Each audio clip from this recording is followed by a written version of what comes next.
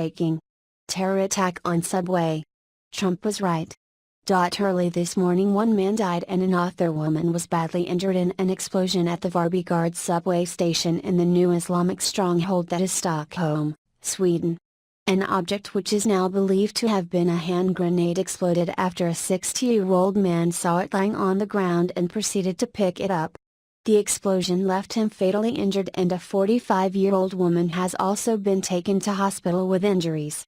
Investigators are on the scene trying to figure out what actually happened and how the grenade got there. A report released in 2017 confirmed that the nation of Sweden has come to rival crime-ridden Mexico when it comes to grenade attacks. And all this started since the globalists thought it was a good idea to have nations open their doors to Muslim migrants. The problem with hand grenades has become such an issue that even a grenade amnesty has been proposed.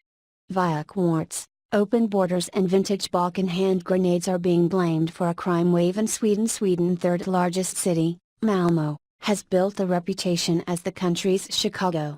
But it's not just gun violence that's blighted the port city. It's borne the brunt of the hand grenade attacks that have been on the rise in Sweden in the last couple of years. The number of grenade attacks jumped from 8 in 2014 to 52 in 2016. In most of them nobody was hurt, but an 8-year-old British boy, Yusu Same, was killed after a grenade was thrown into a flat in Gothenburg. He was the only death from a grenade attack since 2014, according to the Swedish police authority. There have been 2 injuries in that time period. Prime Minister Stefan Löfven dubbed the summer of 2015 the summer of unrest. Many of the grenades have been smuggled in from the Balkans, explains Man Gerel, a criminology researcher at Malmö University who has been studying the attacks. They are surplus weapons from the Civil War, he says, but it's not as well established exactly how they've come in to Sweden. In some cases, buyers of other smuggled weapons are given the grenades cheaply or for free as a bonus. Last December, the government proposed tougher penalties, link in Swedish, which should take effect this July. The possession of explosives, such as grenades, would be penalized on the same scale as carrying firearms. The government proposed raising the minimum prison term from 6 months to a year, and imposing a new penalty scale of 6 years for the most serious cases. Those who go out with a weapon should know that it could be several of years before they are allowed to see their family outside of a prison again, Löfven told Parliament earlier this month. Though the attacks appear random, authorities believe many to be linked with organized crime. In most cases, either the suspect or the victim is associated with a criminal network, Gerel says. He suggests the hand grenades are mainly used for intimidation, since many have been thrown into empty cars and buildings. The attack that killed Warsame was linked to an underworld feud.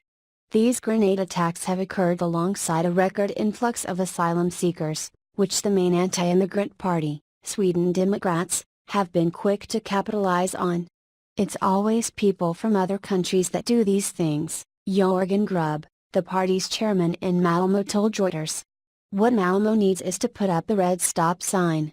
Previously dubbed Europe's most refugee-friendly country, Sweden has experienced rising unease over immigration. This has benefited the Sweden Democrats, once a fringe political group, who are now hoping to win a quarter of the votes in the 2018 general election. Polls currently put them at 17%. While some immigrants have been behind hand grenade attacks, Gerel dismisses the argument that immigrants are driving a crime wave. It's a bit more complicated than that, he says, adding that though there was a record influx of immigrants, in Malmö, crime overall has actually been falling in the past 5 years. Why do nations who were once great insist on wanting to commit collective suicide? When a nation lets Muslim migrants in, they bring with them their customs and satanic cult religion. A religion which is not in any way compatible with free and peace-loving people. These people are born and bred to fight and to cause chaos. They don't know anything else and they certainly don't understand peaceful living.